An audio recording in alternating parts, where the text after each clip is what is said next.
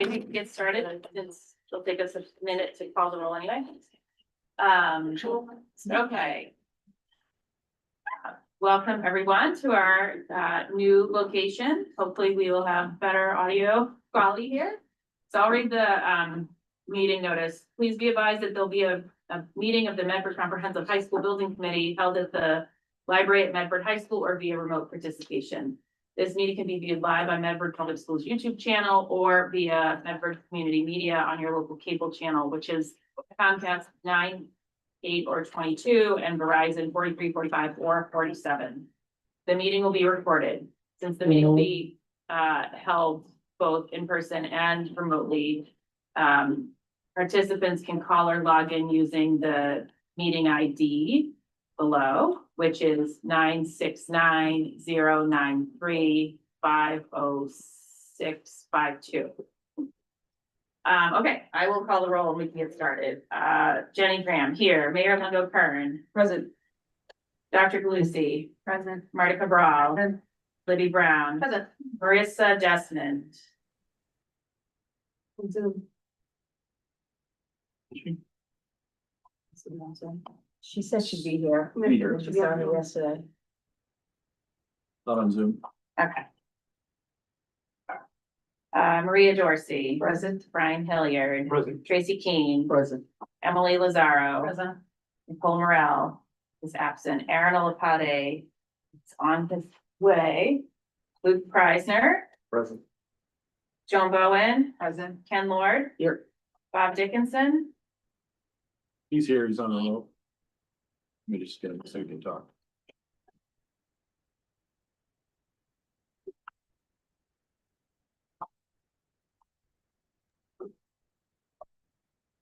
He's here now, he can unmute his mic.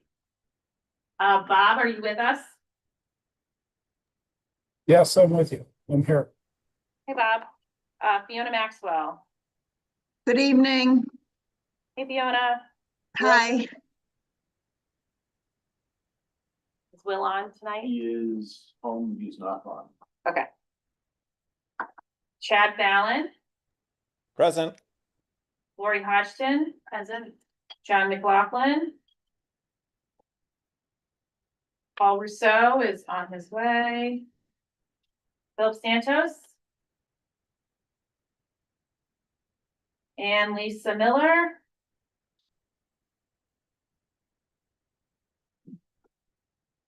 And Dr. Talbot.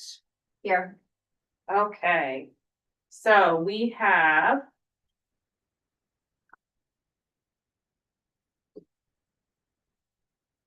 $11 present, 4 absent.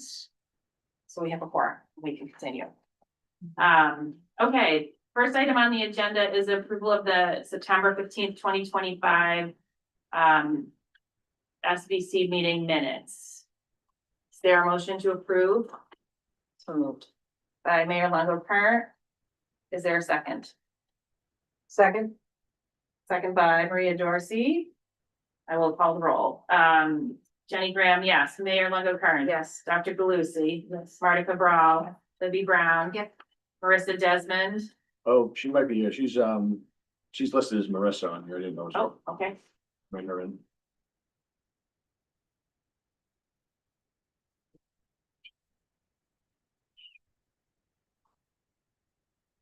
She's now in. Hi, thank you. I'm here. And yes. Okay. Maria Dorsey. Yes. Brian Hilliard. Yes. Tracy Keene. Yes. Emily Lazaro. Yes. Paul Morel is absent. Aaron Olapade. Yes. Luke Preisner. Yes. Joan Bowen. Yes. Ken Lord. Yes. That is 14 in the affirmative, 0 in the negative, 1 absent. And so approved. Okay, next we have approval of the September 2025 OPM invoice. Jen, did you want to introduce this in the financial piece before we vote? Yes. Okay. Perfect. Yes, so up here you can see on the screen, there is one left field invoice number 4 in the amount of $20,000 for September 2025 services. If you look at the next piece, show you how it factors into the budget. Well, well, it says. You're gonna trust me, They'll go gadget eyeballs. exactly. So we are 18% committed, and 3% spent to date. The actual spent to date so far is $95,000. That includes if we approve, tonight's invoice. And so that would leave us with the here. Yes, I will need to update this document. Sorry about that. So we are 18% committed and 3% spent to date, including the $20,000. We are on target with our fee proposal as it was approved. And so there's been no amendments or anything like that. We're still just at the base contract. And so on a monthly basis, we'll approve these invoices. Is there a motion to approve? So moved. By Dr. Galucci. Second, is there a second? Second. Aaron? Call the roll. Jenny Graham, yes. Mayor Longo-Kern. Yes. Dr. Galucci. Yes. Marta Cabral. Yeah. Libby Brown. Yes. Marissa Desmond. Yes. Maria Dorsey. Yes. Brian Hilliard. Yes.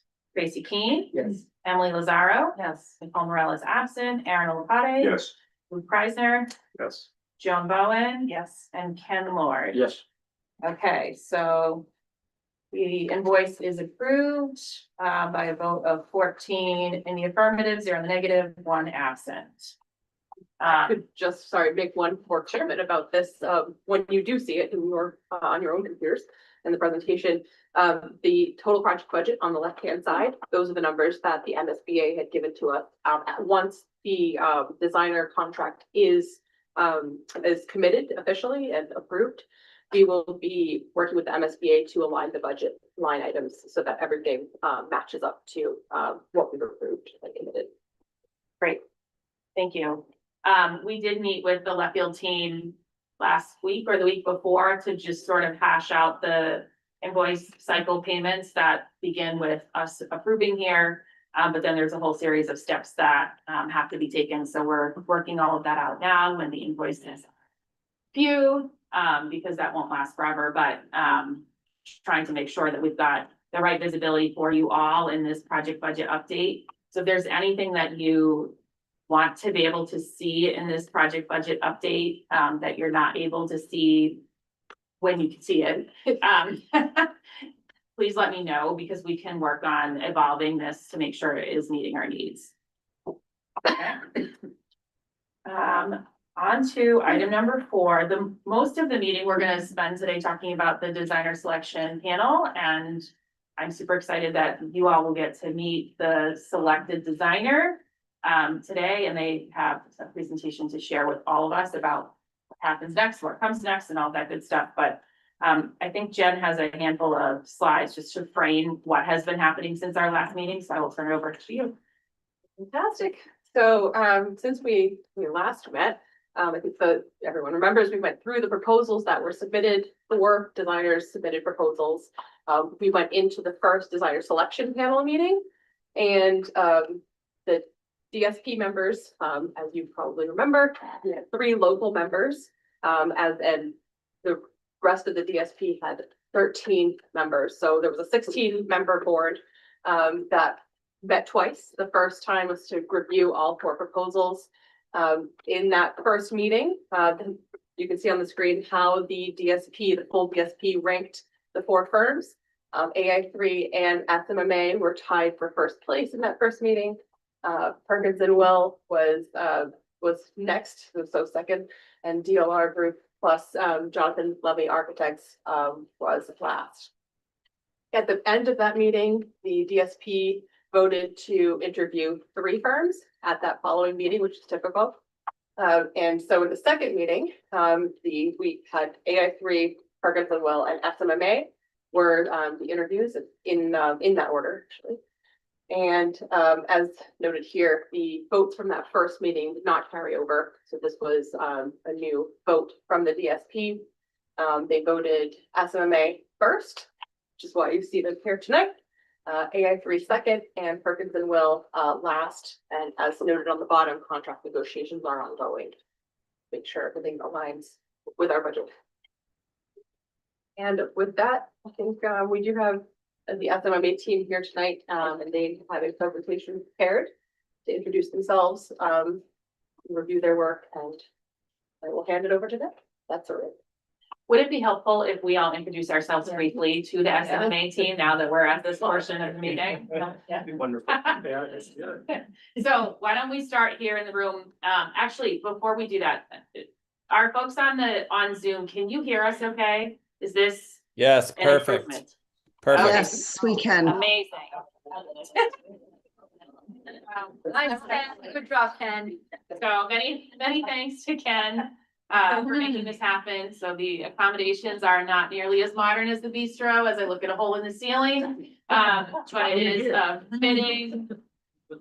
fitting symbol of why we're here. So we've moved to the library at Medford High. And certainly for anybody listening, like this is an open meeting. People are welcome to join us. There'll be lots of ways for for people to get involved, but if you want to come to the monthly building committee meetings, you're more than welcome to do that too. So, why don't we start? I'm just gonna start with the mayor on this side. If we could just go around and introduce yourself and like what sort of things brought you to the building committee. I think that would be helpful for the SMMA team. Sure. Mayor Brianna, I met you last week and look forward to your presentation tonight. Excited for New High School for our students and staff. Luke Preisner, professionally an engineer, 3 children, school system. My oldest daughter is a freshman this year. I guess started at the grassroots, and really pushed, all the people that I knew to, pursue a new high school. And that started by, collecting information to support the SOI. So, involved with that and looking forward to hearing from SMMA today. My name is Tracy King, parent, have a child currently here at Medford High School, one at Andrews Middle School. My day job is I'm a building manager for Harvard University, overseeing the Performing Arts Center, Low Drama Center, and the new Goel Center that's being built across the river. So I'm in the weeds of the building. I'm Kimberly Talbot. I'm the Assistant Superintendent of Academics and Instructions for Medford Public Schools. Hi, I'm Joan Bowen. I'm Director of Student Services for Medford Public Schools, and I also had 2 boys who went through Medford High School, and I'm a resident of Medford, and I'm excited to see the new building and what it can bring to this community. Hi, I'm Emily Lazaro. I am on City Council in Medford, and I am the City Council representative on the committee. And I have 2 kids in the school district. They're both in elementary school right now, but very excited to see this new phase. I also used to work in Medford Public Schools as the executive assistant to the former superintendent.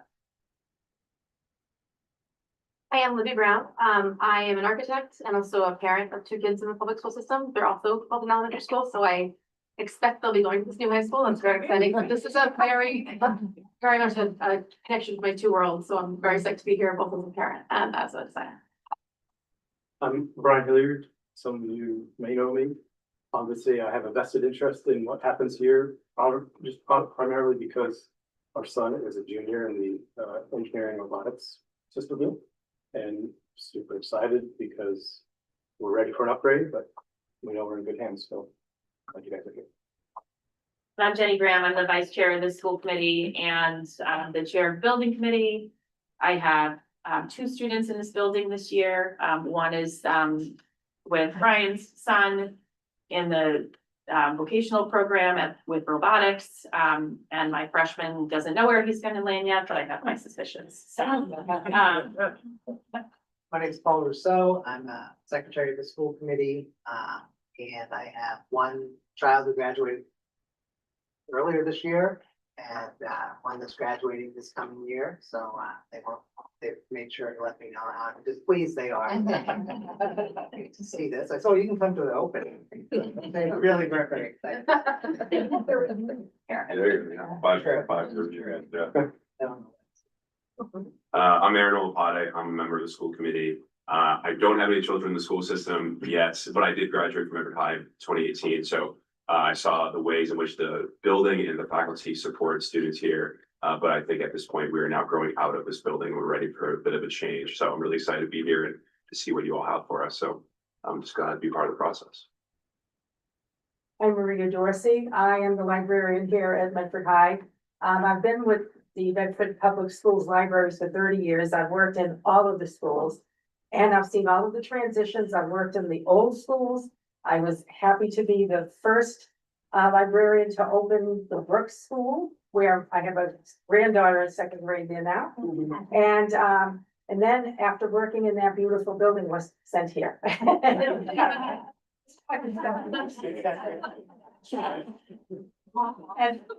with the advances in technology, it's just so inadequate. And the changes in education too. So I'm really excited about being able to put energy into the libraries, mostly, but all of it. Very exciting. I'm Lori Hodgson. I'm the school director of Curtis Tops, our therapeutic day school. That's part of Medford Public Schools that the school committee has said needs to be integrated into the new high school. So I'm looking forward to being part of the visioning that celebrates our students who are off campus being able to have access to all of the things that the new high school will bring. It's very exciting. I'm Marcia Cabral. I'm the high school principal here. I spend countless hours here, the majority of my day, trying to figure out how to make this place continue to be pretty, and to fix things throughout the day, in the building. So I'm really excited as to what this could bring for our students and faculty, and I'm happy to be part of the process. Suzanne Galusi, interim superintendent. This is my 29th year in the district. I also grew up here, so I'm very invested in what the community and our students deserve in what should be our flagship school for the city.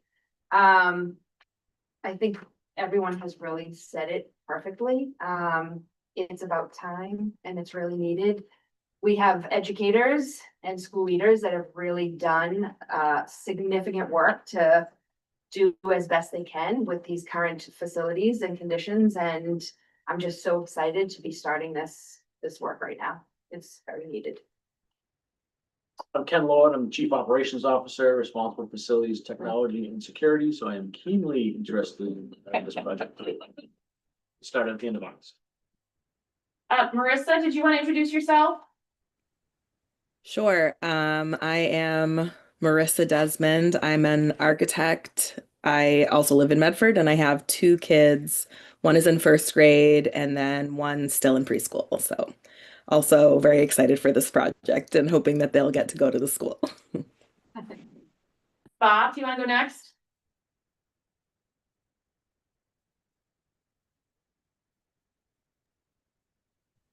Hi, I'm Bob Dickinson. I'm the finance director for the city of Medford. I'm interested in that. So anytime you want to spend money, I want to be that. CFO, city CFO. Thank you. Fiona? Good evening, all. I'm the Chief Procurement Officer for the City of Medford, and I am beyond thrilled to be part of this exciting project for the City of Medford. As you all say, it's well overdue, and I'm really looking forward to being part of the team that moves this project forward. And Chad? Hi, everybody. Chad Fallon, Executive Director of Career and Technical Education. Really excited to see how this new process will enhance our career tech offerings at the high school. All right. And I think that is the whole crew here. Marissa? No, we got Marissa. He's not here unless he has joined. Oh, he has. Okay. Blake? Nope, hang on, that's not the,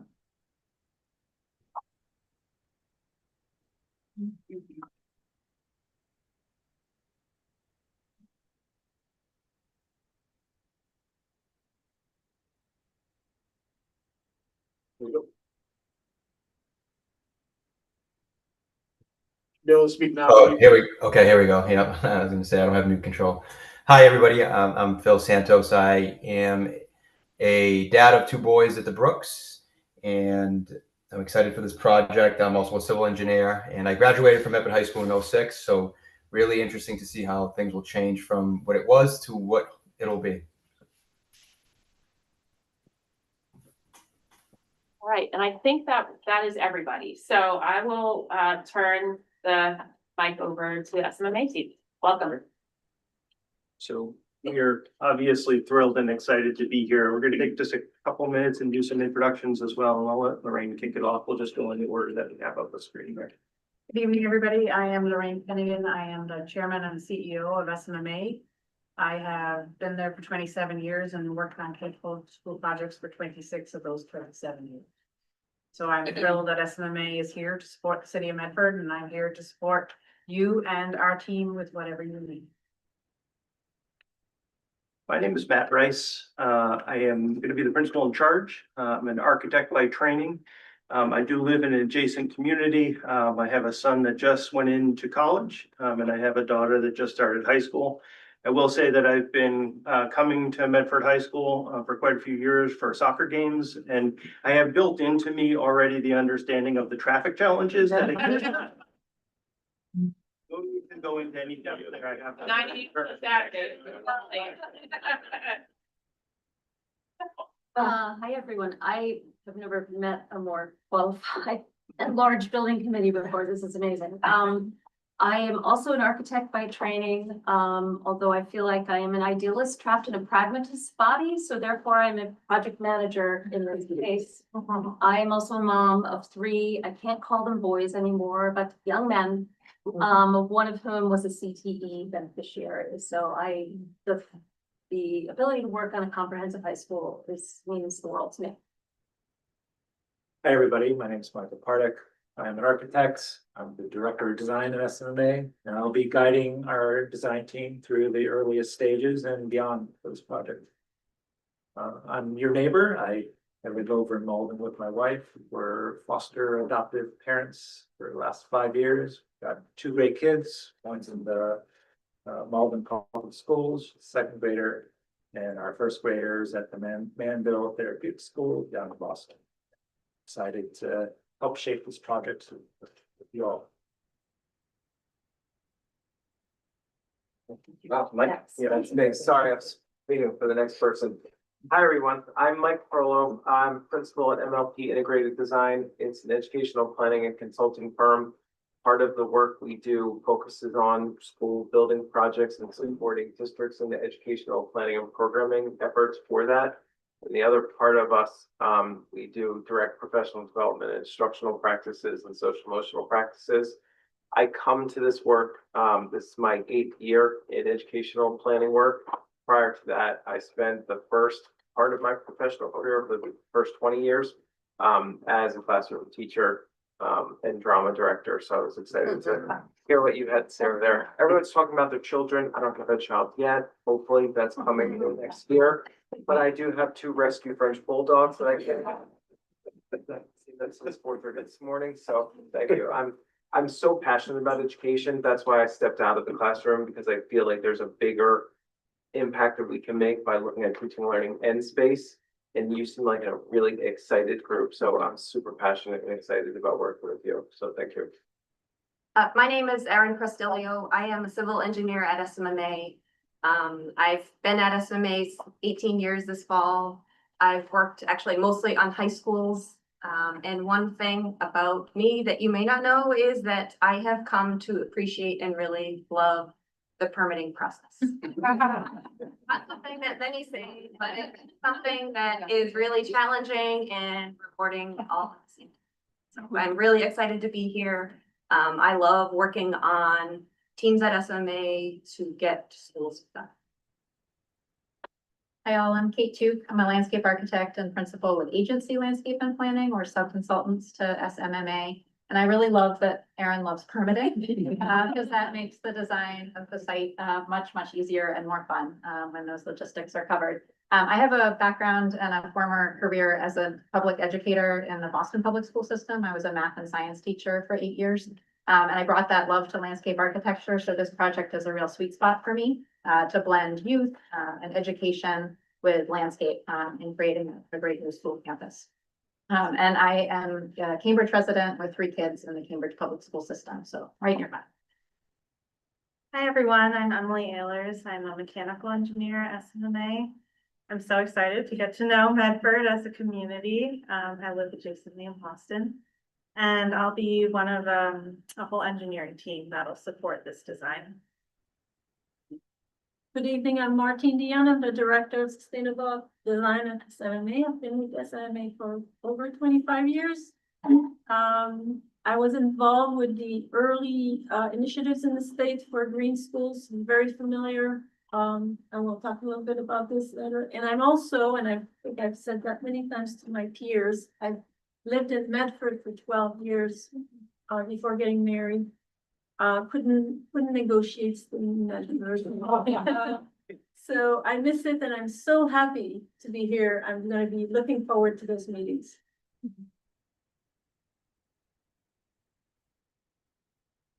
Right, so everyone should have a placemat in front of them. If you don't, raise your hand and we will get one over to you. We don't need to focus on them right now. Just I want everyone to be aware that they're there. And these are really an open invitation for people to give us a little bit more information. These introductions were amazing, but tell us a little bit more about sort of where your focus is going to be in terms of the project as we move forward. We'll collect these at the end so that we can take them in, and then we might do some reporting back afterwards. But we just want to make sure that you know that these are there, and that we've heard that you'll be very engaged and interested in writing some things down. So we're looking forward to seeing sort of all that feedback that comes back to us. And we'll probably land on this at the end as well, just as a starting place in terms of some discussion. In terms of what we're going to run through, I think we already covered introductions. We're going to talk a lot about schedule and process because we want to give you an idea of what's coming up next. And there's going to be a lot of activity very quickly. It's all going to be very well organized, but there is going to be a lot of it. And so we know that everyone is here for that, but we're also not just working within this committee. We're going to be reaching out to everyone in the school. We're going to be reaching out to the entire city, the community, to make sure that we get impact from a lot of different places. So that's what we're going to run through on schedule and process, just to outline that. We're going to talk very quickly about sustainable design, and it's definitely not to minimize Martine's role here and the role of sustainable design in the development of the project in general, because it is absolutely critical to what we're doing. But just as an introductory topic, we don't want to give you 15-20 minutes of sustainability this evening. So we'll just hit on it very quickly. And then we'll spend some time talking about our initial observations of the site as well as the building. Again, not a huge deep dive this evening, but just some initial thoughts. And really then what we want to do is listen to all of you. We know that this has been a long time coming, and we're sure that there are things that you would like to tell us that are top of mind. We want to make sure that we hear that feedback this evening. So we're going to try our best to sort of keep things relatively brief. And really all this is going to be framed within this concept of working with a comprehensive high school mindset, right? That it's an integrated activity that we have here. We're going to try to figure out what does Medford High School look like in the future? What do you see it as in the future? Thinking about it being a comprehensive high school, we know that we have made this change here very recently in terms of this integration from a curriculum and a schedule standpoint. And so what can it mean from a facility standpoint as we go forward? So just to start things off, I know we have said that we are absolutely thrilled to be here. We are absolutely thrilled to be here. It's not an understatement. We're so excited about Medford High School because of the complexity that is represented in this project. We know that there are so many different parts and pieces that come together. We are an integrated design firm. We blend architects and engineers and educational planners all together. So we really think and love the ability to work on comprehensive high schools. But this is really not about us in terms of the process moving forward, right? This is about really tapping into that excitement that everyone here has. The multiple years of pre-work that have been going on, the year of this building committee working before we got into this point. So we're really wonderfully excited to just jump into it with you and to really feed on all that excitement. The respect, responsibility, empathy, and kindness, those core values that are listed within the program of studies for Medford High School, we know that they're around the building as well.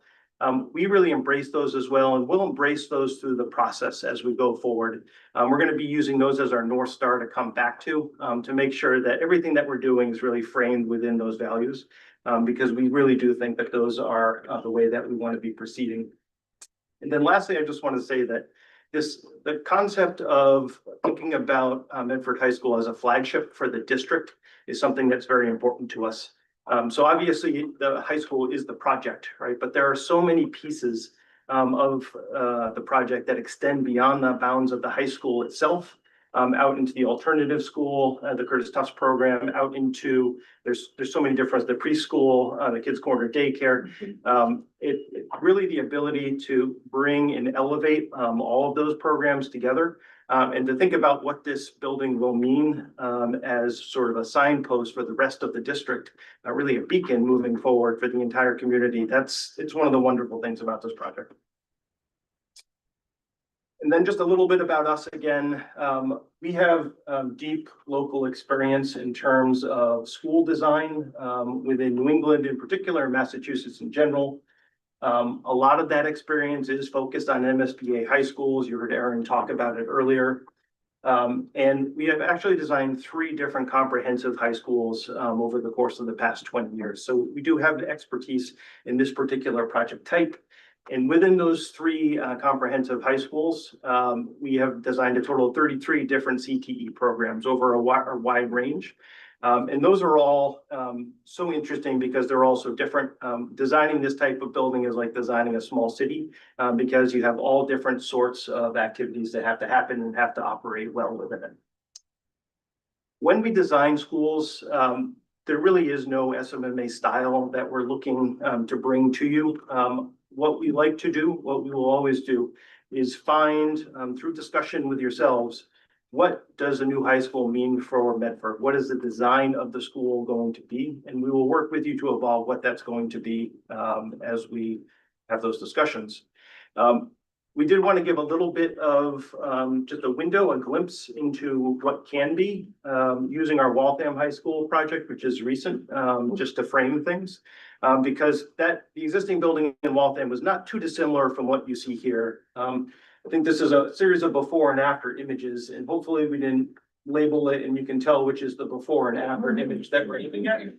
But not too dissimilar from where we are here in terms of this existing building. So what we want to do is really get people thinking beyond the low-hanging fruit, right? We know that the building is going to have climate control to it. It's going to have natural light coming in. It's going to have technology that works. Those are all the pain points that are here that everyone feels on a daily basis, right? But we really want to aspire to something even grander than that. We want to think about the potential really in terms of what the impact can be for educators, for students, and for the community at large. So we're really looking as we move forward to think about what those transformations can be. This is the cafeteria dining commons in Waltham High School. This is the change of the auditorium. And this is an interesting one as well, because we know that there's some interest in really growing the performing arts here at Medford High School. We have a very limited size auditorium. This was an auditorium that did reach beyond the basic or the base size of an MSBA auditorium, which is at 750 seats up to that 1,000 seats. So this is just a small glimpse into what that can be. Waltham had a much actually larger high school auditorium. It was combined with a local theater company previously, but in terms of the quality of the space and the quality of the performance environment, just a tremendous improvement. And then CTE programs as well.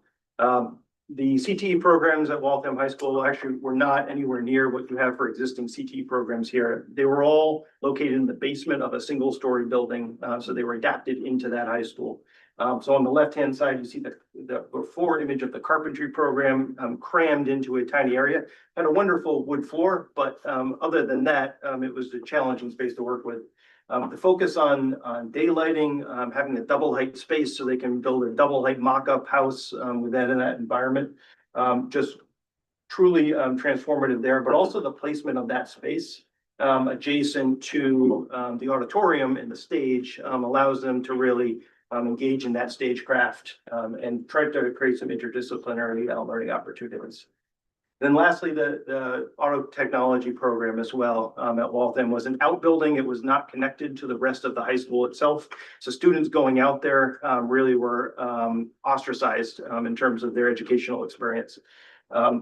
The building, the auto tech space is now integrated in. Again, you can see the abundance of natural light in that space. And that's something as we move forward, there's not going to be a second tier of design for spaces between CTE and academic spaces. We treat all the spaces similarly in terms of their the value that comes from access to daylighting, access to air conditioning and heating, and connection to the rest of the school. And then lastly, the cosmetology space, we just like this. This was actually a new program for them added in, so there's no before space to be seen here. We know that we are adding 4 new programs as part of this project as well. So it's a slightly different process there, but again, end goal is to have something that really sings to everyone as a space and really creates a space that students want to be in. And as the pragmatist, I get to talk schedule and process. So, take a deep breath out. This is your project timeline, and we acknowledge you've been doing this for a while now. You submitted your SOI 2 years ago. So you are here. There should be a line that pops up, Matt. You're at the beginning of the journey, the MSBA process. And we know that you would like to see this project done by 2030.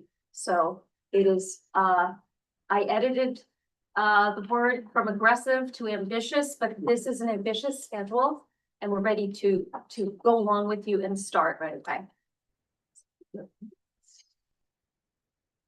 And so we did also want to teach a little bit of MSBA speak. You will all know these acronyms really well, very, very shortly if you don't already. But the process, the first phase we're in right now is called feasibility. The first part of that is the PDP, or preliminary design program. I call this the getting to know you phase, literally and figuratively. We will get to know all of you. We're going to get to know your educators. We are going to get to know your building really well and your site. Somewhat not invasively, too invasively, but investigations to understand the building systems, to survey for hazardous materials. So we are going to be touching on all of those things in this early PDP phase.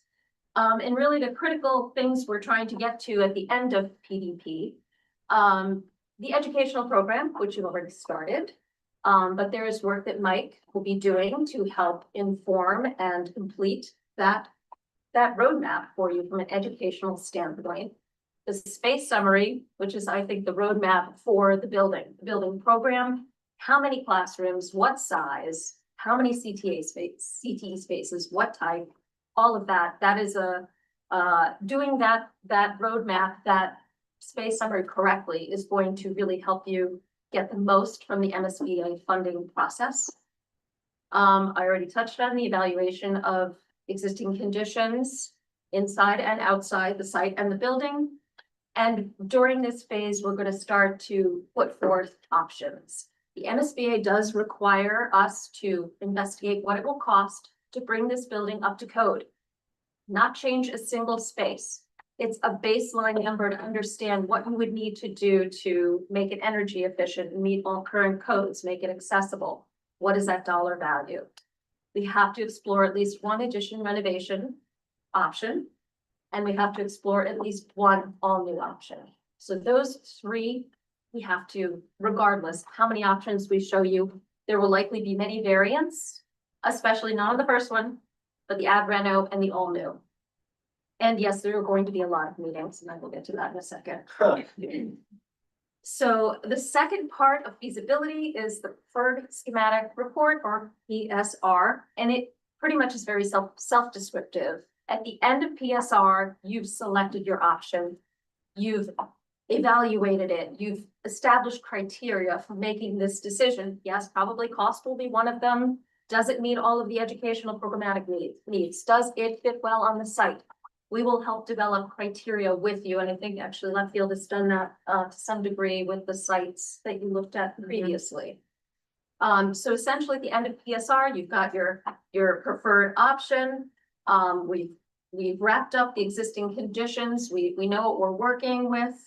And that preferred solution needs to go to the MSBA for a vote. It's their acknowledgement saying, yes, we think you're on the right track as your funding partner. So again, we have to check in with them. They are participating financially in all of this. And then just briefly, we're not going to dwell on schematic design, but after that approval from MSBA after the board meeting, schematic design will then ensue. And that's also really critical because at the end of schematic design, the budget is set, which sometimes feels really early. We have to make sure we, really account for the size, the scale, the site requirements so that the budget is correct. So that when you go out for your votes with city council and with the community, you've got the right number. All right, so let's dig into feasibility a little bit more.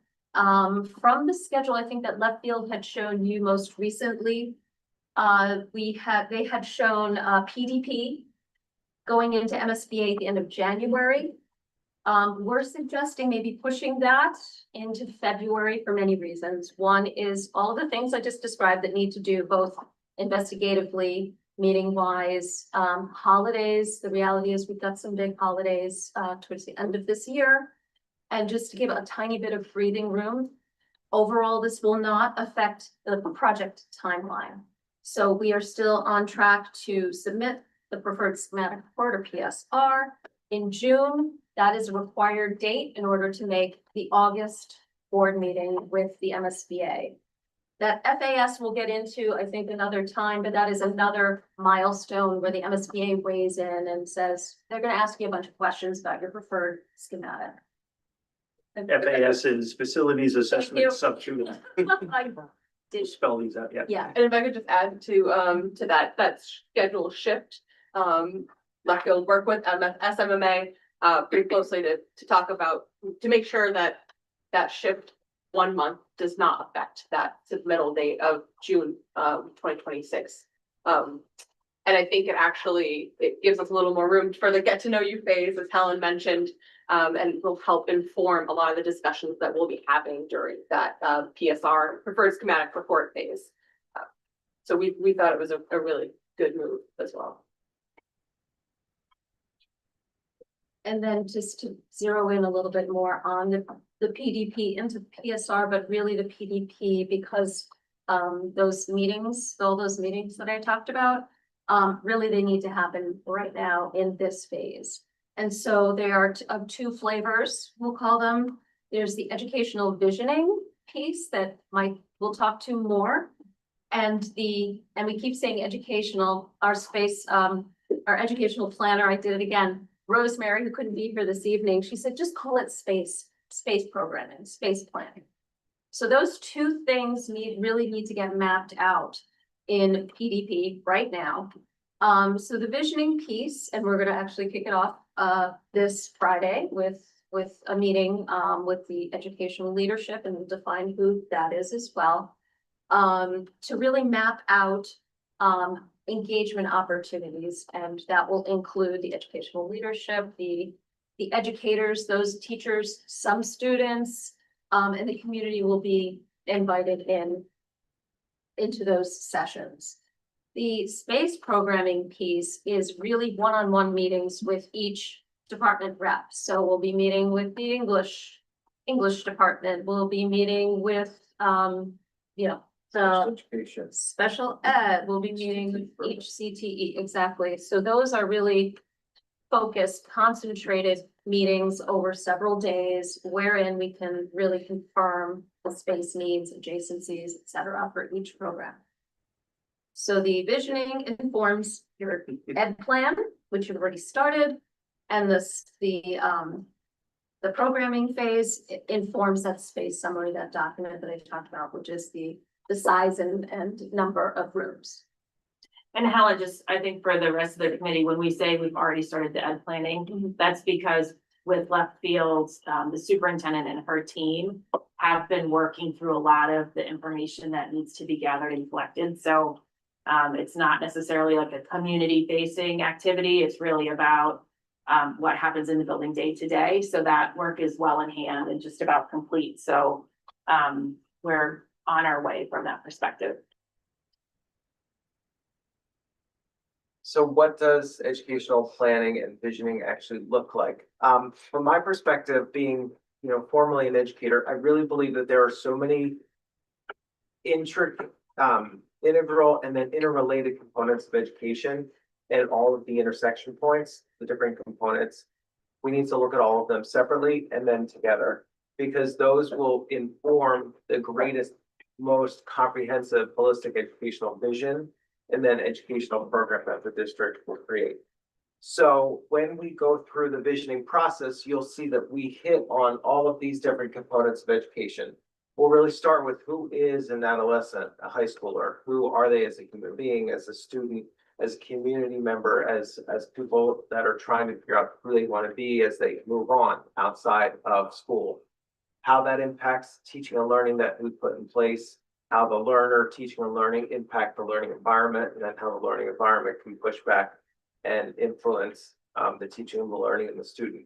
So we'll look at each component and them together throughout the process, and you'll see how that rolls out in the next slide.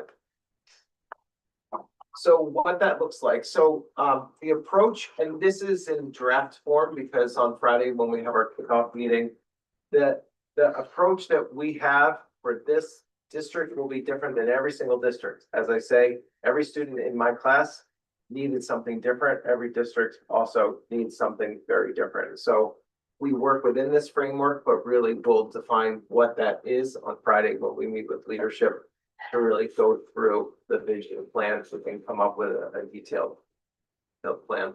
So phase one is what I call immersion and inspiration. It is really that getting to know you phase like Helen was talking about. It's really all about context, meaning that we use that as an opportunity to learn about you as a district. We go and explore the day-to-day happenings. We shadow students. We document what students and teachers are doing. We spend days in the schools. But then we also take you on tours of other buildings. We have listening sessions. So we can kind of lay a foundation for educators and leadership to come from a place of understanding when we ask questions about the future.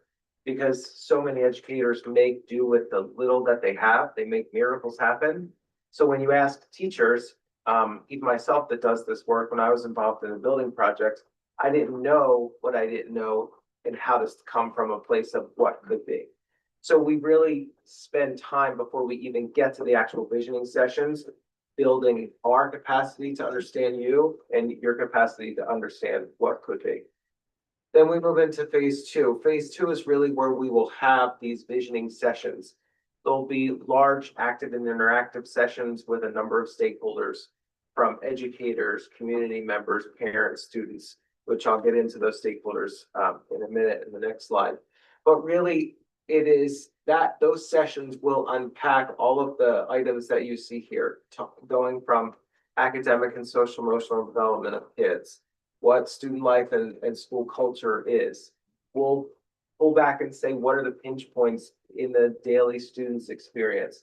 Not only just thinking like aspirationally about education, but operationally and organizationally, what it actually looks like now and what it could be. So we even look at things like school schedules and groupings and all of the things that play a role in the overall student experience every day. Ultimately, in phase three, we take the outcomes from visioning and then we start to kind of think about operationally and spatially how we can put that vision into life. So we start to explore things that come out of visioning, like for example, in Brockton, one of the things they're talking about is how do we create more integration and opportunities for CTE programs and core academic programs to see each other spatially, visibly, experientially. So we dive deeper and more granular into those program and synthesis meetings with a smaller group of folks. Every time we have a meeting, we get closer and closer and closer to kind of like landing the plane, essentially. So the different perspectives that we pull from, you'll see there's two groups that I use for this process, the educational leadership team and then the educational forum. The educational forum is a much larger group. It can range from 20 to 30 people to 50 to 60 people. It's where we have large visioning sessions where we have many educators. It's very educator based, but at the same time, they're sitting with parents and community members and business members and students and other staff members and administration to really build this holistic vision and hear each other. At times, students not only have a seat at the table, but also get involved with me to run and go lead some of the activities in the visioning sessions. So we'll definitely talk about that because I always love to do that. All of those outcomes are brought back to that group that's on the left, the educational leadership team. It's still an educator-based group, but it really represents all of the major programs in the school. So we take the larger, bigger picture concepts that come out of visioning and go back to that smaller group to really start to make refinements and decisions. Ultimately, then inform the educational program document that's written. It informs the space summary template that gets done by SMMA. And then it ultimately informs the design and structure and organization of the building.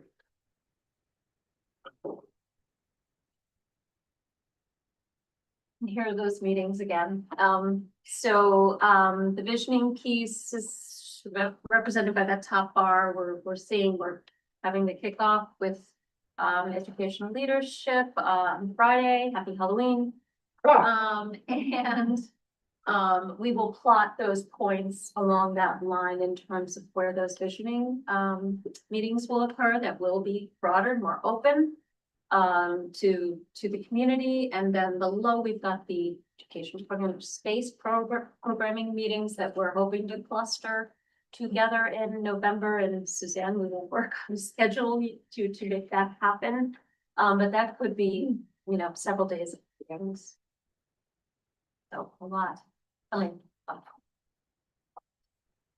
So just really quickly, I know there's a lot of information in terms of upcoming meetings, and we just want to shed a little bit more light onto the process for the CTE programs because they are technically more involved in terms of the discussion. There's a few additional stakeholders that come into play when we're talking about the CTE programs themselves. Specifically bringing in the advisory committees that are present, as well as obviously the instructors. But the advisory committees help to make that connection to the community around and make the development, the evolution of these programs specific to Medford. And what we'd like to do is even for the new programs that are not established yet and may not have a program instructor on board, say today, moving forward, trying to get those advisory committees started and up and running so that we can get that industry feedback moving forward is a critical part of the process. We will also be engaging with DESE at different points within the process to make sure that their safety and accessibility staff is well aligned with the thinking as we move forward. And then one last set of meetings in terms of engagement moving forward. And while it could also already be tiring in terms of where we get to this point, the focus groups, that is another mechanism that we use, are really critical from sort of a larger community engagement perspective. We have come up with this approach and sort of tried and true on past projects in terms of thinking about really 4 buckets of engagement and input that is going to drive the design of the high school moving forward. It's important to note that none of these 4 groupings are individual silos. There are overlaps that happen between all of them, and there may be members that are sitting in some of these focus groups that may attend 2, 3, or all 4 of them, depending on sort of where their interest and expertise is lie. But this similarly, in terms of what we're just talking about, in terms of participation, certainly is going to include educator representation from the school. It's going to include students, but it's going to have a broader reach also out to city departments, commissions, committees, not the entire committees, but selected members that would be coming as a representative, just as like from city council here. As well as potentially expert community members that are not necessarily within a particular committee or department, but have something really critical and inspiring to bring to the team.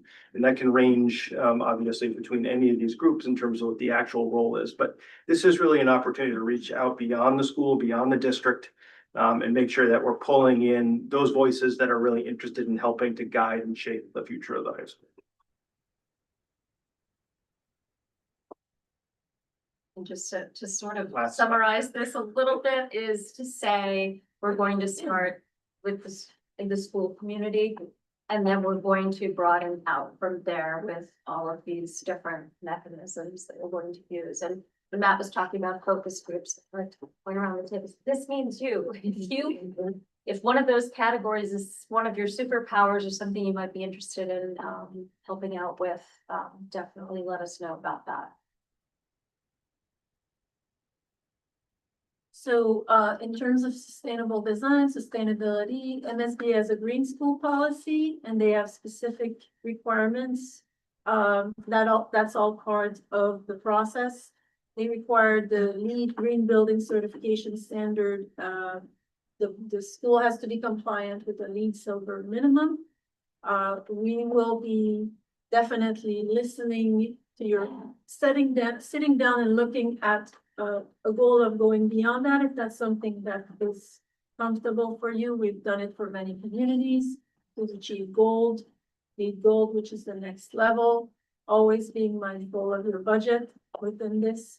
The MSBA requires the standard stretch goal, the current energy code in Massachusetts. Medford has adopted the specialized stretch code.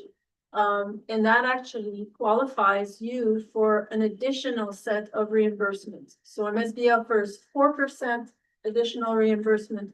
3% of those 4% is for the meeting the specialized code, which in this project we will do. And then the other 1% is for additional criteria within the LEED system for healthy materials. And our school design pay quite attention to health and wellness. And that includes healthy material and indoor air quality, which goes hand in hand with that goal. So our goal is to re-optimize the design to achieve that additional 4% reimbursement, which is, considerable amount of funds that could be reimbursed to your community. In terms of the specialized stretch code, we're very familiar. I sit on the Stretch Code Advisory Council. We're keeping an eye on the next iteration of the code. It requires for schools all electric heating and cooling, and so that's something that we will explore with you.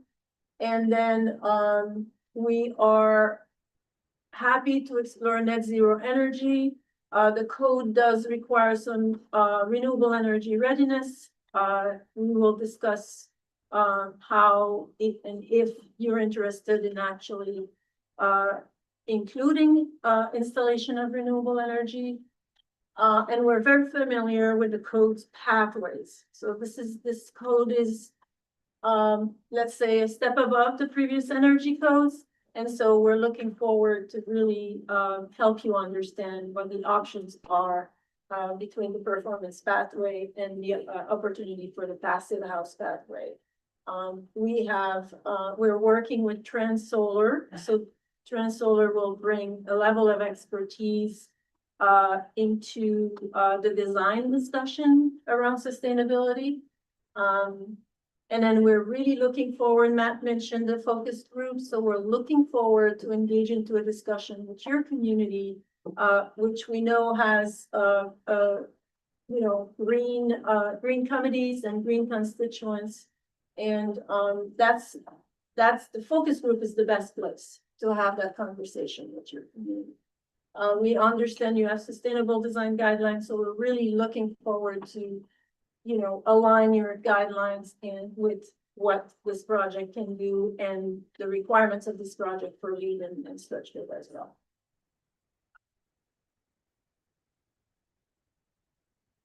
I think it's no secret, you all know that you have a really, really special campus.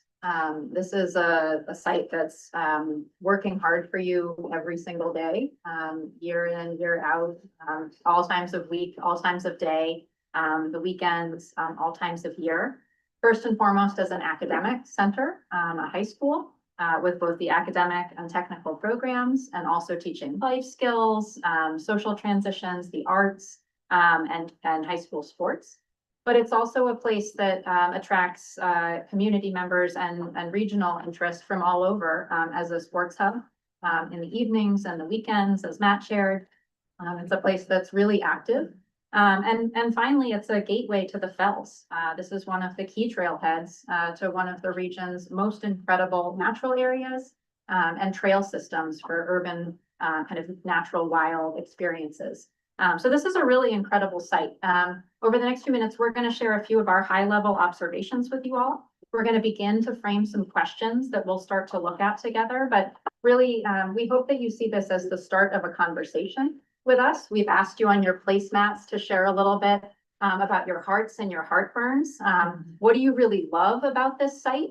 And what are the things that are causing you anxiety? And you might see some things in the next couple of slides that trigger you to say, yay, yes, that, we love that. And you might also see some things that are kind of indicative of the things that cause you heartburn. We've already pointed at the hole in the ceiling, and we're excited to hear lots more of those kinds of things that are causing you pain and that are worrying you about this process, so that we can make sure that we really unpack those together in this first get to know you phase. So we shared with you all as we got into this project, I think what was so captivating to us was the way that this site sits at that intersection between the Medford community and all that it offers kind of downtown and its residential communities. And then the Fells and the natural resource that is, the geology, the ecology, the opportunities to provide recreation. And this is this really incredible opportunity to leverage the Fells and the community in the education of the city's teens. So on the next slide, we're just gonna kind of share a few high-level observations. Okay, so ready, site access. It might be one that gives you anxiety and not one that you're energized to solve, maybe. But things that we know about site access, there's one way in and out. We heard it earlier. There's a variety of public and private and different types of abutting properties to balance when we think about site access. There's multimodal access to the site for arrival and dismissal, and a variety of landscape conditions like wetlands or forest or parking lots. And so we want to know what your goals are relative to access. What's the best way to access the site? These are the questions on the bottom. Are there more points needed? And what does that mean for a timeline for approvals? Access. So we're going to get through this, but we want to hear more about this. So the next slide is about topography. So again, we know that there's about 80 feet of vertical grade change throughout the site. We kind of have two major plateaus, one where you meet the building and the parking, and then another further up behind the school where the fields are. And so how do we navigate that with the building or with landscape? What is the best way? What are your goals to deal with this grade change? And from a civil engineering perspective, how can we help mitigate stormwater, not only on this site, but what an incredible opportunity to provide flood mitigation across the city. This is not a low-lying land in the city, which is a perfect opportunity to mitigate flood in the city. So what we want to hear more about what your goals are relative to topography, to stormwater management, to access, so we can start to solve these problems. And finally, we said this is a hardworking site, and you know this more than anyone, how many people come to this site every day, both for the athletic purposes with these three hardworking athletic fields used by both high school and community groups. The pool, which is again, something that needs to be accessible to both high school and community groups. The trailhead to the Fells, which provides parking, but it sits on DCR land, but accessing the parking lot for that particular trailhead requires navigating through the high school campus. And then all kinds of opportunities for outdoor learning, which currently kind of spill out from many of your CTE programs. So these are, lab spaces and building spaces and outdoor classrooms, but there's sort of more opportunities to use the fells as a lab and to enhance the age-appropriate play areas that provide play space for the preschool on site. We know and we've heard that there's a desire to increase the on-site field program, so we want to hear more about that. And we know that parking and traffic are a pressure, and we want to figure out with you all the right creative ways to solve that. So I think, we're going to be looking to have these conversations with you all about how do we balance these many, not competing, but coexisting uses on site. How do we leverage the best balance of all of those and make sure that there's clear, intuitive use patterns for all of these different programs? And as we go through the very start of the project, how many of you have been walking around the site and thinking, where is this school going to be? So we've been starting to try to understand that. And for us, it's not about deciding what the shape of it's going to be. And as Mike went through and Helen went through, there's so much to go into that educational space plan that's going to dictate how the building is going to form in response to the vision. But what we've done in this slide and the next one is just to take a survey of recent MSBA schools. And you can see the 600-foot radius, that was Waltham High School. But there's about 6 schools: Waltham, Wakefield, Somerville, Belmont, Revere, and Arlington. So you can see that 600-foot radius. Doesn't matter what the size of that building is, the population, number of floors, whether it's urban or more suburban, it generally falls within this 600-foot radius. So we've taken that and dropped it on your site so that you can begin to understanding in the main parking lot or up at the Field of Dreams or along the side of the building, how much space a new building might undertake. So in the parking lot, you can see it is the entire parking lot, entire A building, building B, and half of building B. That's up at the Field of Dreams. It's both fields. And of course, there's everything in between, call it these hybrid options that we're excited to explore with you. And of course, some are flat, like Kate and Aaron were saying, some are, 30, 40-foot grade change. Some are really great fields that you all have worked really hard for.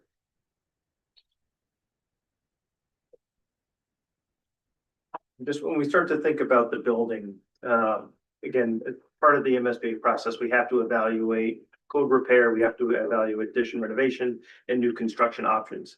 But there are some what we call very high value assets that the school has right now.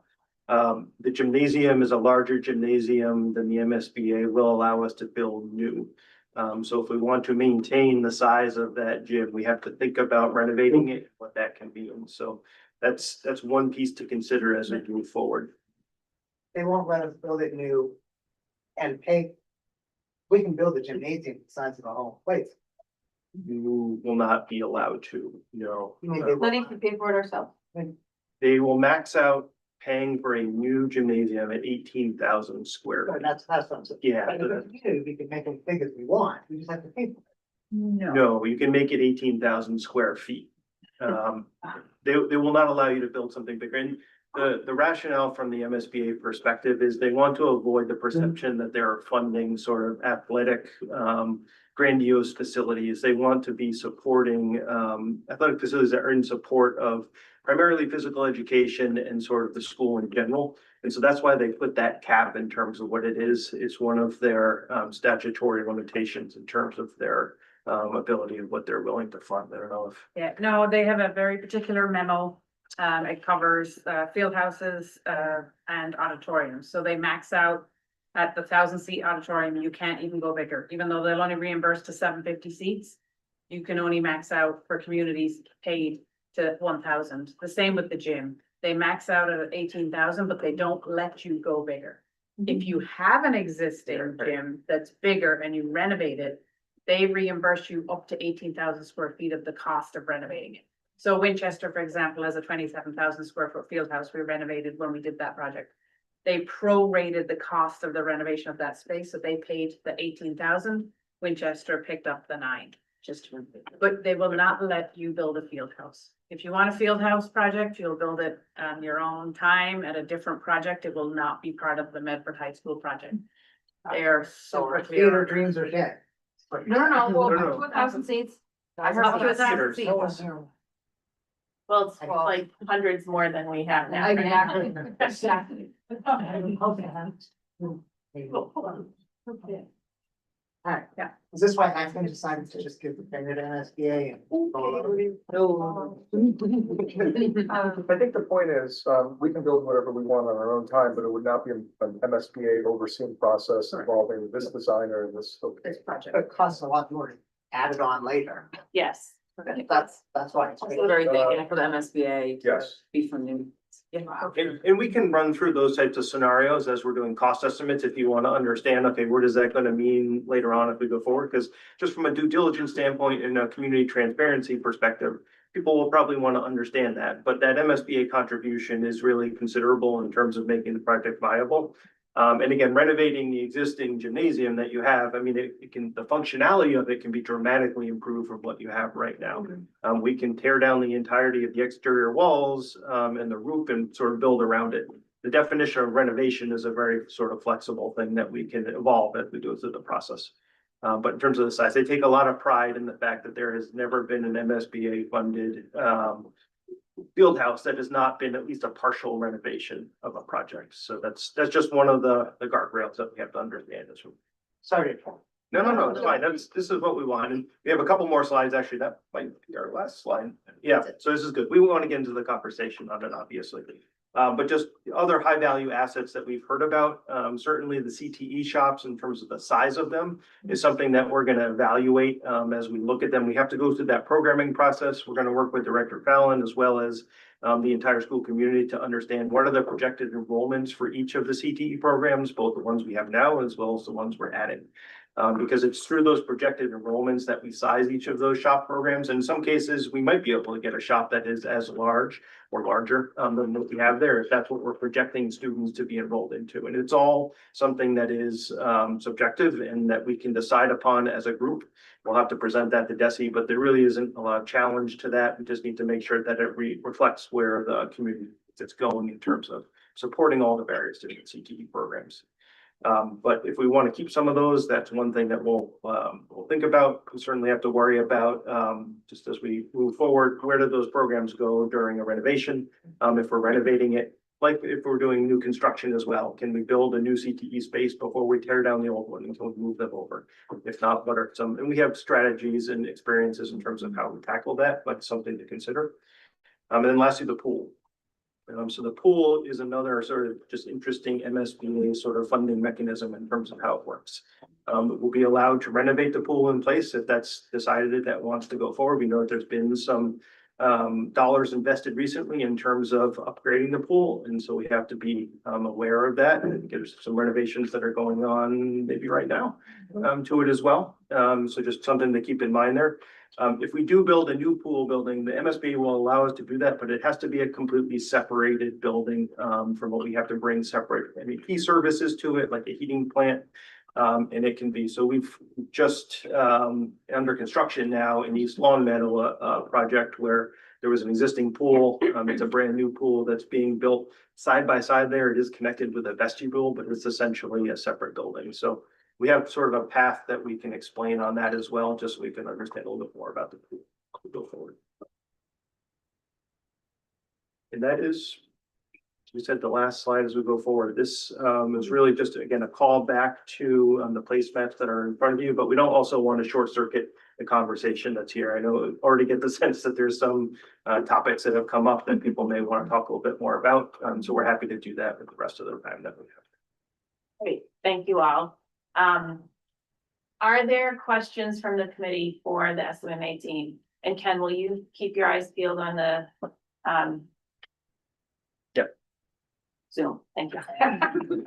The word. So I have a question. Luke? I actually have a lot of questions. Thank you for the presentation. A lot of material to think about, moved pretty quickly through it, but I thought, you know, a very thoughtful exposition, certainly got my mind going. Just, you know, to be respectful of people's time, I'll focus, on one area that I'd really like to learn more about. So like with this project, there's a lot of community interest and people have kind of been on the sidelines, you know, people I know, they ask me, hey, how's it going? And I point them to the media center, YouTube channel and the limited resources that we have. We do have kind of a website that was started that carries some documents, but the community is very interested in how this is going to take shape and how fast it's going to happen. There's interest and urgency. So my question is, thank you for kind of presenting that visioneering timeline. You know, I thought that gave a good sort of overview of maybe touch points. I heard about talking to students and educators and focus groups and maybe some self-selected parents. But in terms of broad community engagement, can you just tell us a little more about the plan for that? How do we communicate to the community broadly? And how do we record their feedback in a direct form? Yeah, we skipped over, you know, there will be full community meetings. Right now, we're targeting one per phase, meaning 2 during feasibility and 1 during schematic to get that input, but there are other mechanisms and tools we deploy in addition to everything we outlined in more detail. I mean, we certainly do show up at farmers markets or community events in a tent or not in a tent to get more informal feedback. And I think also we would like to make sure we understand the strategic plan that's happening now with school committee and making sure we are talking together about ways we can get input in that fashion. But it really has to be any and all of the above. You know, online communications, in person, hybrid meetings, and making sure people know what's happening when and keeping everyone informed about what decisions are being made at what moment in time.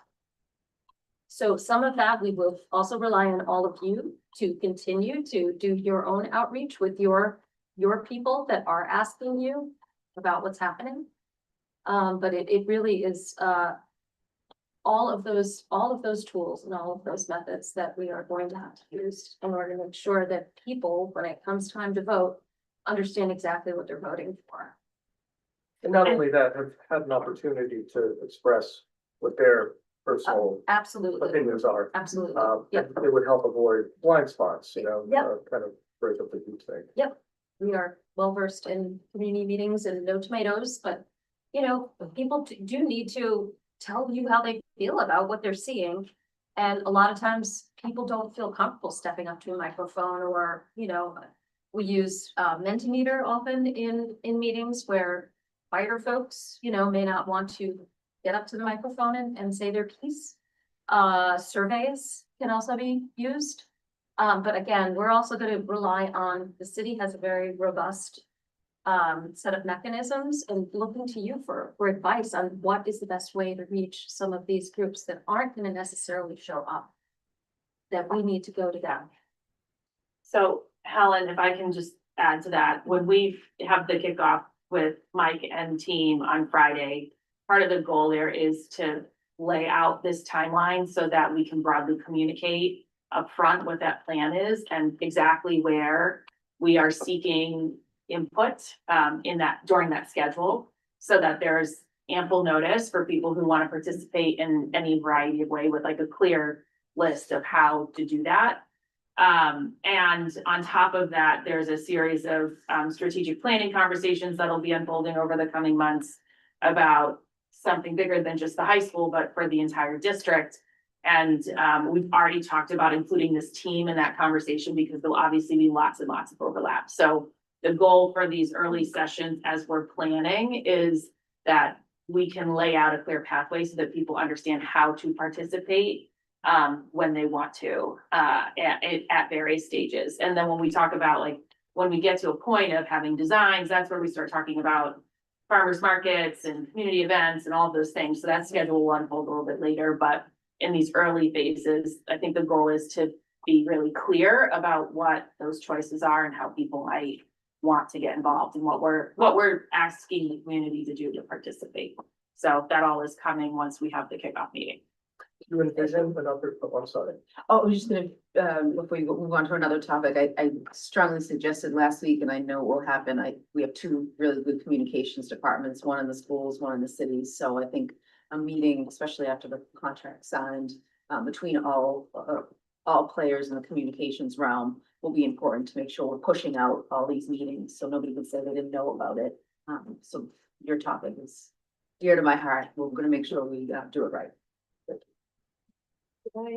Add that Leftfield is working behind the scenes too there's a website for this project that I think it's technically live right now, but we've been working with Will and the team to really get more information, to get the structure laid out, and then we'll be reviewing that before we do kind of a big rollout to make sure that everybody knows to go to the website for all the documents that we've been, we'll be developing throughout this process from start to finish. So if anybody has questions or thinking about, which meetings to attend, that will all be on the website and easily accessible to everybody who wants to look at the internet.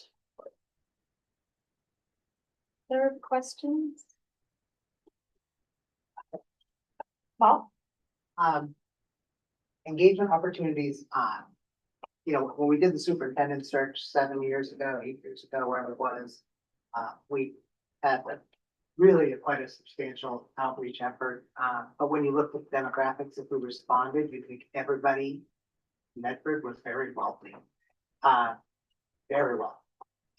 So other than opportunities, which seems to me to be a bit passive, how do you make sure that we don't just get a bunch of white folks with $250,000 incomes and master's degrees as the only input? Because that's sort of what we got for the superintendent search. And we were time constrained. We didn't have any money to go do anything about it. But this doesn't feel like the situation where there's no money involved. There's literally people who are getting paid. And I want to make sure we can do better by reaching somebody. I mean, the Medford's demographics are so unlike the result. So I just want to. Yes, Dr. Galusi actually asked us that almost exact same question as part of our interview. And I think Kate actually had a wonderful sort of precedent example that she shared, but it's really about, and I'll ask her in a second, but it's really about trying to meet people where they are, both in terms of location, but also in terms of communication and language. So I don't know if you want to. Yeah, sometimes what we've had success with is doing focus groups actually in a language of choice that is not English. So the translator is there to make sure that the design team can keep up with the conversation, which is being had in an alternate language, rather than translating a presentation and then translating statements back into English. So it makes for a more comfortable conversation, meets people where they are, and really promotes inclusion. The other thing I'd say that we often do and can be done as part of this process is match demographics of who's responded to surveys against community demographics. Be really humble and self-critical around when we're not hearing from a representative demographic of the community, and then use that to figure out who we need to hear more from. Do we need a youth engagement committee to help engage more people who are younger? Do we need to target specific community groups or organizations to ensure that they can drum up more voice that we're not hearing from? Sometimes we do door to door if we have to in order to hear from folks that haven't yet had a chance to participate. Right. We're also talking about that with the strategic planning sessions that are going to be happening like in the same time frame, particularly with the heightened concern for some of our families about coming and being present in a space right now is not comfortable for everybody. So we're talking about how do we sort of meet those folks someplace, wherever that place is, and maybe it is on Zoom, to allow them and encourage people to participate, even if that is personally uncomfortable right now. So we are talking about that in a variety of avenues, and I think we're just gonna have to keep working at that access piece because we've made improvements in terms of how people access these kinds of things, but there's still just a really long way to go. So we'll sort of try to keep those two efforts a little bit aligned so that when we find some success in one place, we are using it in both places. And to the mayor's point, like leveraging the community liaisons that we also have that are working in communities across the city so that we can make sure that we are creating spaces where people feel supported and, you know, welcome to, we can gather their input.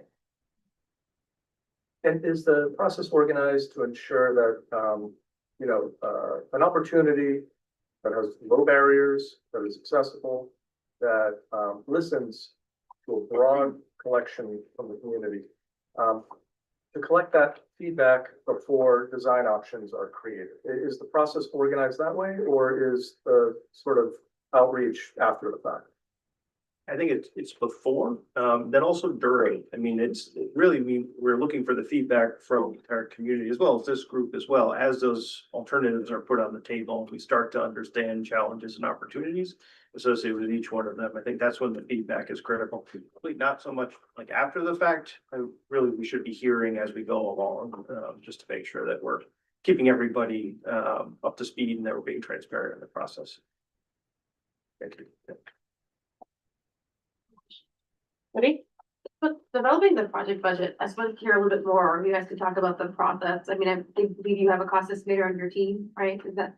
And I assume once we did establish what our project delivery method is, if we have a CM on board early, can you just talk about that back and forth between your estimator and potentially a CM and how we arrive at that, you know, number in SD? Because it's a little nerve wracking to have a number in SD and like have to forge ahead and not change that, but It's completely nerve wracking, actually.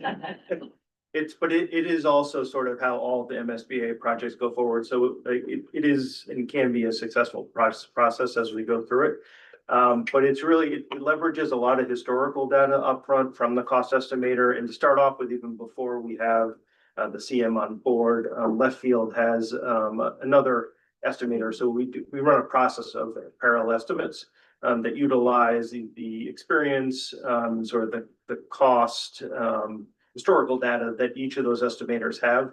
And the reality in this market for Massachusetts even is that there's really only a very small collection of estimators that have the expertise to be able to do it, but they are very good at what they do. So again, that there is sort of a successful model that we follow along with there. I think that the biggest wild cards are always with the site in terms of the cost. Erin knows she's not responsible for it, but she knows. And just every site is different, right? In terms of what we have to deal with. Here, we're going to be dealing with some rock in terms of how we're going to be. Right. So, I mean, a rock can be also a resource, right? At the Waltham project, we removed a lot of rock, but part of the economics for the site contractor there was being able to sell that gravel material out to different sites. We saw it show up on other projects that we had within the state, like up in Andover, they ended up bringing some of the rock that was blasted out from Waltham.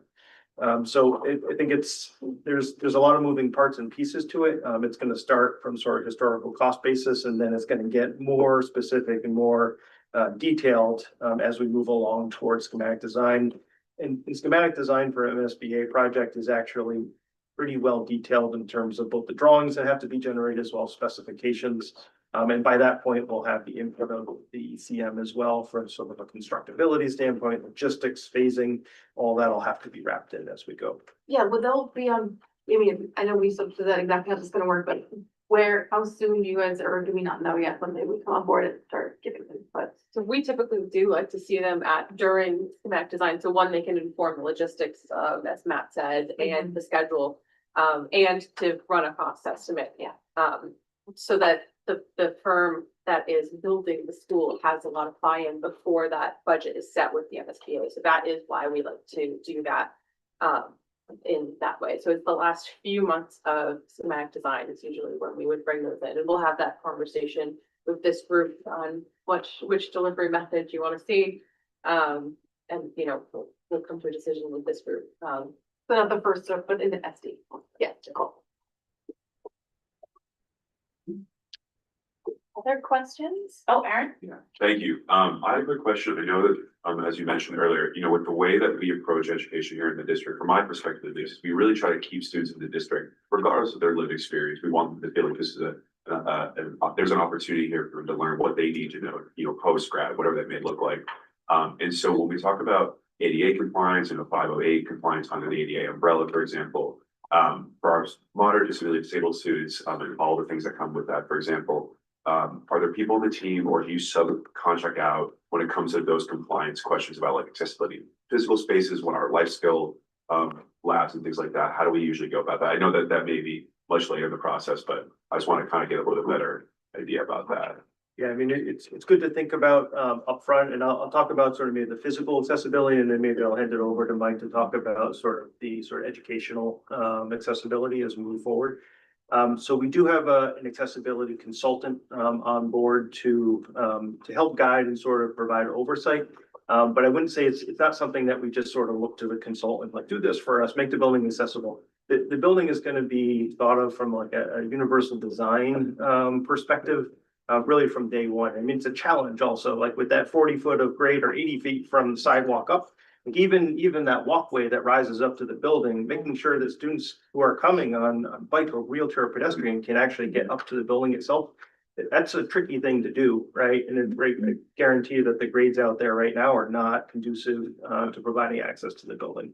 So we'll start there really from like the minute that you step onto the site all the way to the building, but then throughout the building itself, how do we take a building that probably wants to have multiple levels in it and make that feel like it's welcoming and is not a barrier to somebody moving to the building. And so that students don't need to, if they're able-bodied and they have someone that's in a wheelchair that's moving next to them, so that they're not separated from their peers as they have to move through the building, because that can be very othering in terms of our process. So those are the types of things that we think about from a physical standpoint. I don't know if you want to talk about Yeah, that. sure. And then, you know, programmatically and educationally, then that's why we have those program workshops where we'll do deep dives into the world of special education and related service providers. And then within that umbrella, every single different program that falls into that.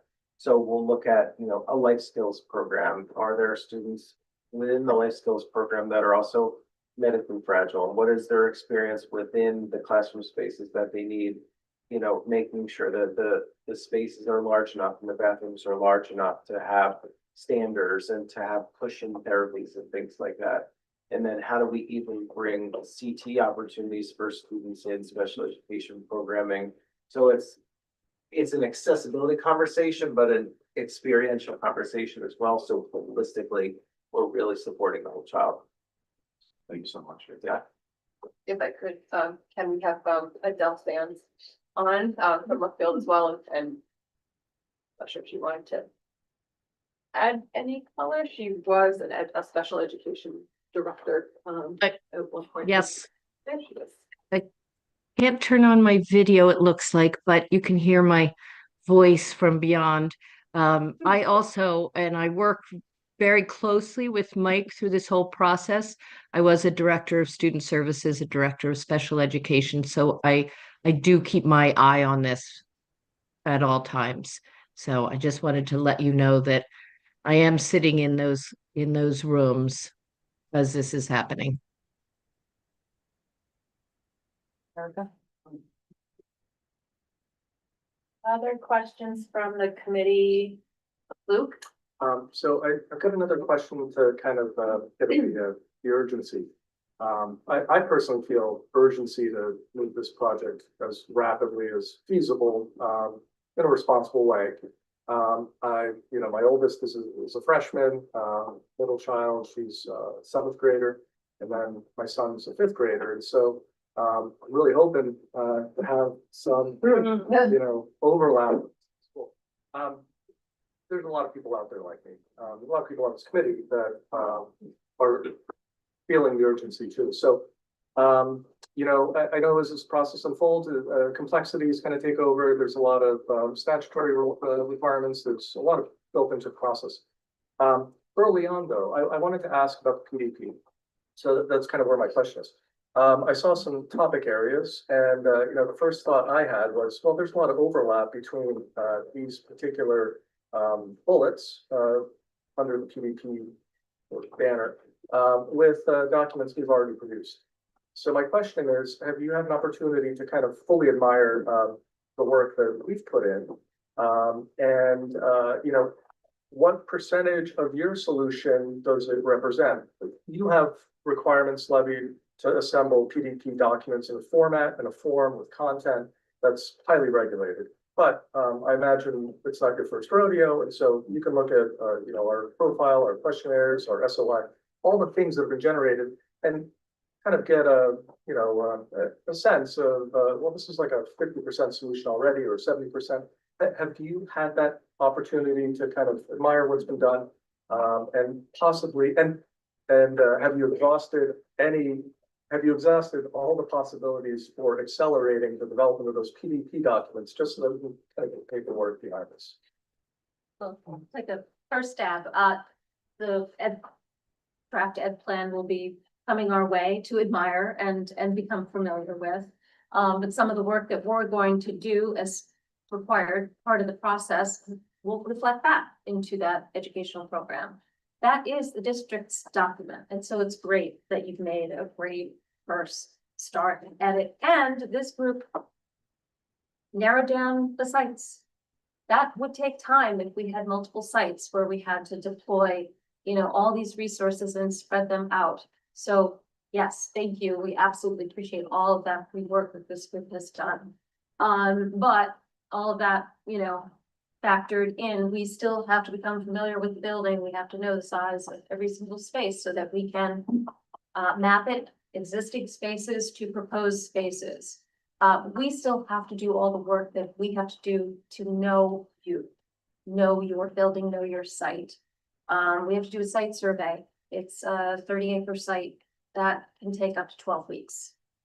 We need to do geotechnical explorations based on, you know, as we start into this work, where we're going to do some geophysical testing so that we understand the soils and where all that rock is.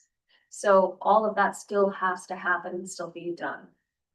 So yes, we absolutely appreciate all the work that you all have put into this and advanced, but we still have our piece that has to be done.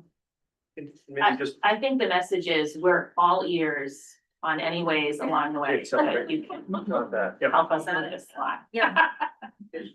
Member Zach? In that phase you just described about the geotechnical stuff, will you be doing a test drill of geothermal then? That is being discussed. It's on the table. I think we have an allowance set aside, talking with left field for that. And we would like to hear, you know, the level of interest in geothermal as an option. Well, We haven't started yet, but yeah. In the school committee resolution that created the body, that was included. So. Okay. Right, so there's an allowance identified, and the question I think we'll have more discussion, I think, before we get to that.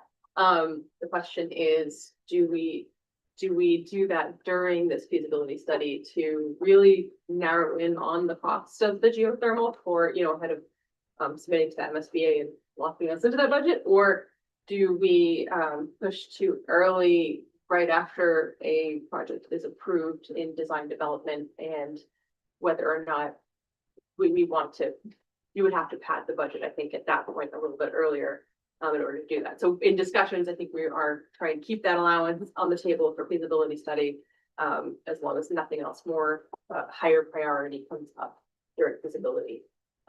Then, well. And I know in Arlington, they initially wanted geothermal, and when they looked at their site, they found soil contamination, and Arlington High School is purely air source heat pump, no geothermal.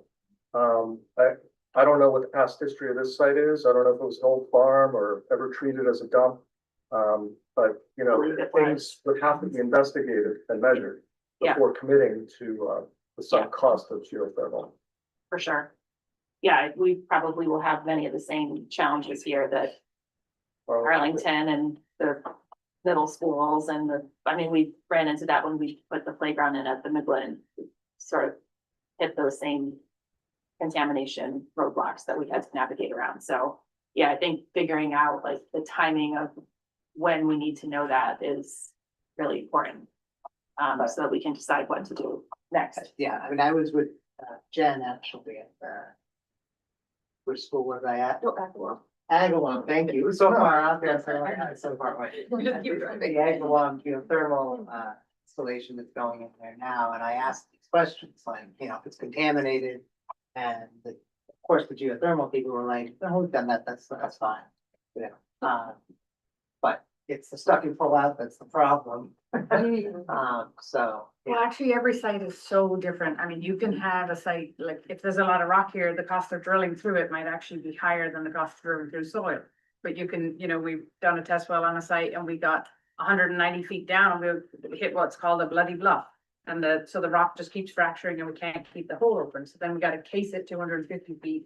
That drives the cost of each well up because now you're driving casing down 250 feet. Yeah, we finally got to an 800-foot well.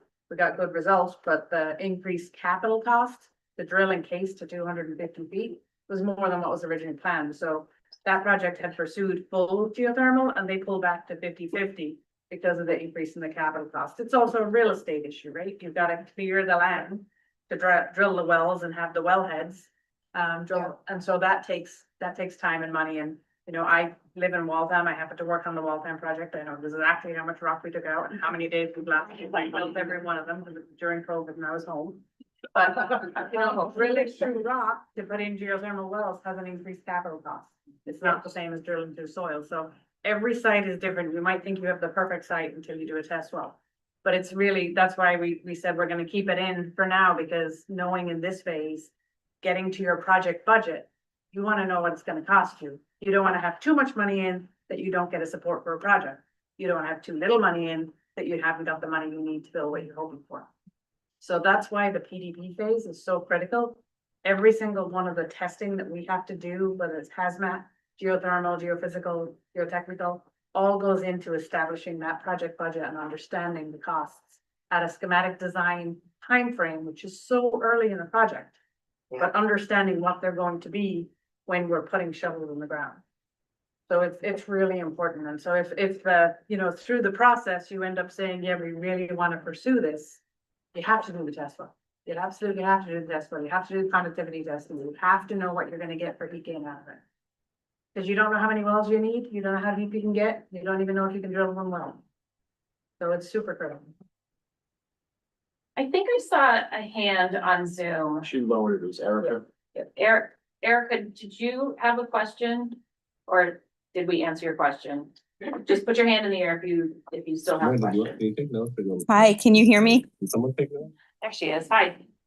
Hi. Yes. Yep. Thank you. So I wanted to jump on Aaron's comment and but I'm really glad to hear about the universal design because I think compliance is kind of the minimum there. That's the minimum we do. But the question that I had was what kind of summative evaluation do you do after you've left a school to understand, you know, we know the intentions, we see what's happened, and what kind of follow-up have you done with the people who are in the school afterwards to see how well things worked? And I'm asking partly because, you know, everyone in the community, we play sports with people, we talk to people at work, and we hear what people think are working and not working about their new buildings. And I'm wondering what lessons you take from those to come here, not just the design, but how it worked out a year later, 5 years later. And Matt, I should mention Erica Reinfeld is a member of the school committee. So she's Yes, not hi, on the everyone. school committee, but she has a keen interest. Sure, yeah.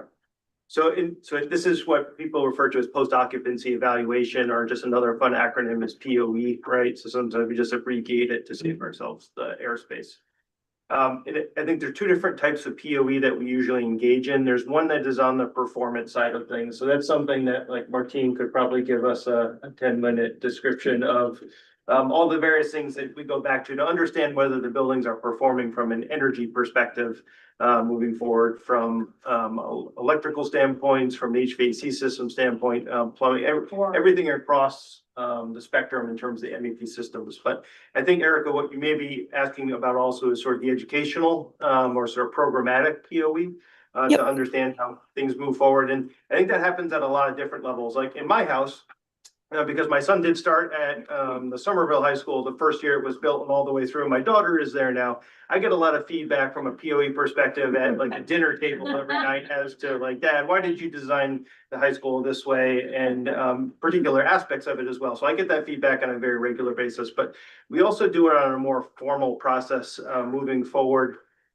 Going back to talk with teachers, to talk with students, even like outside of my own sort of family realm, to understand what works and what doesn't work. And I think as we have sort of moved through all these various high schools that we've designed, the 17 that we had put up there, or 13, there have been evolutions of sort of the same concept that we have brought forward, which are a direct result of sort of that educational POE understanding. And it's really the great thing about bringing in folks like Mike as well in terms of our team, because it expands it beyond just what the SMA experience is. Because really, there's a benefit from all schools that are designed, not just within the Commonwealth, but sort of across where everyone is designing.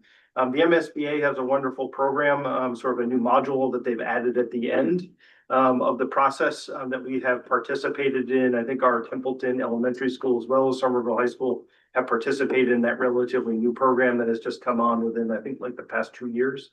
So that's a more formalized version of it, but we do it in terms of going to our own schools and understanding what's working there and what's not working. And again, we evolve sort of the design concepts as we move forward based on that feedback. Can I just add something? One of the things that's really interesting is I often go do professional development in new schools, not necessarily related to a school building project, but it turns into a conversation of a lack of utilization or I guess proper use of a building, the way it was talked about envisioning. Because there's always this disconnect between what conversations educators have envisioning and then the operationalizing of that vision in a new building. And oftentimes districts don't think about that until after a building opens.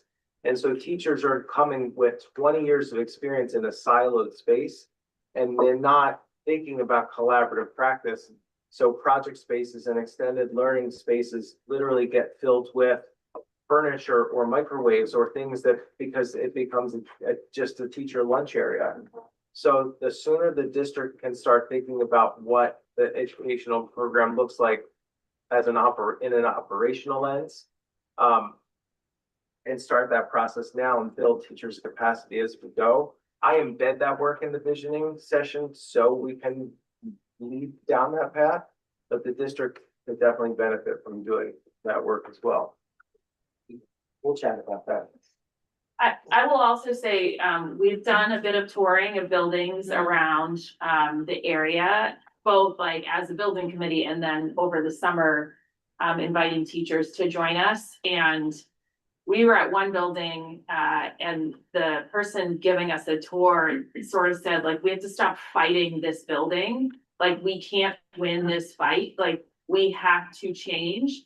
And it seems like in that particular like community, like that has like not caught them by surprise, but it has been a work in progress for a long time after the building was open. And I think that was very eye-opening for us to hear, because we can be thinking about that proactively so that we're ready to embrace the new building when it like is ready for us. And there's probably any number of opportunities to sort of like plan professional development, start to talk about those things, sequence all of that work, so that the transition is more seamless. Like, change is really hard for people. And it's especially hard if you've been doing the same thing the same way for a really long time, right? So I do a lot of change management work in my day job. And so thinking about those kinds of things as we approach, like, ta-da, we have a new building and we can be in a new space, like being ready for that is like critically important. And it's a whole body of work that like I sort of make an assumption that is not necessarily part of building a new building, but is really going to be critical for us. And I do think that like to that, in addition to like having those opportunities for people to see what can be possible in the new projects, bringing staff along through the work that we've done so far in the educational plan. I think that's interesting and needed to be done with the tours, because part of that work is for first, it kind of started with administrators, but it was involved all teachers in the departments to say, like, how are things structured now? What are we doing now? And then what would we like to see? And that's the part that can sometimes, like, I'm really excited to see what also comes out of the visioning work that can be extended to that. But I think we've touched upon this throughout this meeting about the critical need for communication and bringing people along in the process.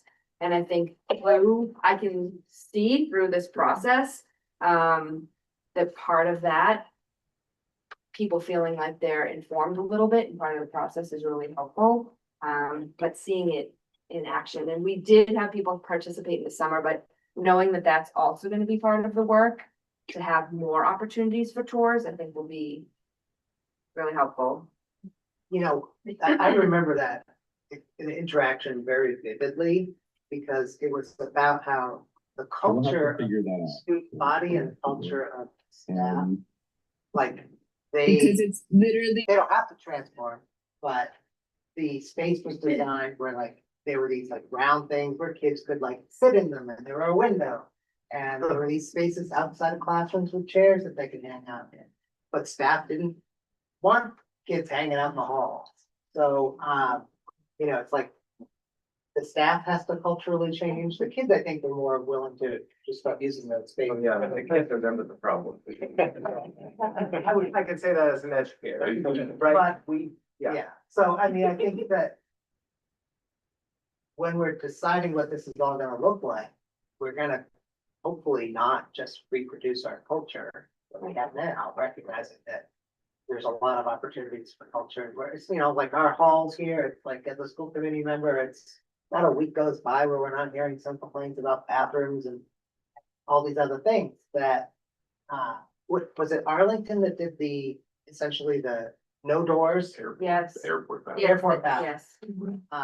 And, you know, that's been a challenge to, like, you can't shut bathrooms down. This is not an option. I liked them, but that's, you know, not a good thing. But, you know, and then it's no bathrooms where everyone just had a stall. I think there were some people who talked about that being sort of a dream that that had been unfulfilled to date. So, to move to that sort of co-ed bathroom, I think that was one of the architects that sort of mentioned that. Walton had the co-ed bathroom, I believe. It's set up, yeah, it's an all gender ready bathroom setup, and there's a lot of dialogue that has to happen there. I will be absent for the bathroom conversation. Yeah. Leave that to somebody else. I don't want to. More jobs there. But culture is such a key part, and I think it's like the people that were gonna be involved in this, us, and the teachers and whoever else, like. Most people don't actually like have a way to articulate what the culture is now, let alone what they want it to be. We're gonna dig deeply. You are, good, I'm glad to hear. But I also think it's all about student engagement and the work that Suzanne and the team are doing and Marta's doing here at the high school with engaging students if they don't want to be in the bathroom. And so they actually want to be in classrooms learning. Yes. And I think we sometimes forget, and it goes back to the educator, that it's really about what are we doing in the classroom to get them excited about learning and achieving. And I think it's not about the bathroom. That's stupid. You know, like, I don't mean to be, but it's not about the bathrooms. It's about engagement. That's just good instruction and good learning. Yeah. The bathrooms are what becomes of a lack of engagement in the classroom. So, It's like adding I a mean, movement break Mhm. in a class because kids are just sitting. yeah, But it's that embed that into the instructional and practice. it's also a lack of voice and choice in a Oh, building yes. when kids don't have Oh my voice. God, we are like already visioning session.